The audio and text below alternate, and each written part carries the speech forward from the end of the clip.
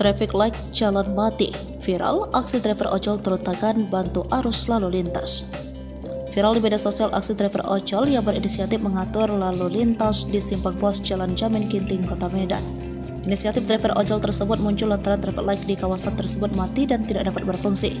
Untuk menghindari kemacetan, driver ojol tersebut kemudian memilih memarkirkan motornya dan membantu mengatur lalu lintas di kawasan tersebut. Tampak driver ojol tersebut dengan semangat mengatur lalu lintas bak polantas yang sedang bertugas.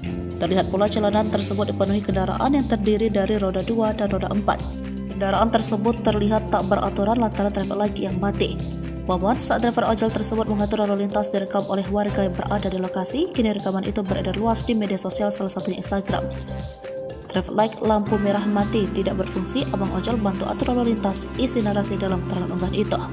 Dalam video berdurasi singkat tersebut, tampak driver ojol yang mengenakan jaket khas ojek online berwarna hijau memarkirkan motornya.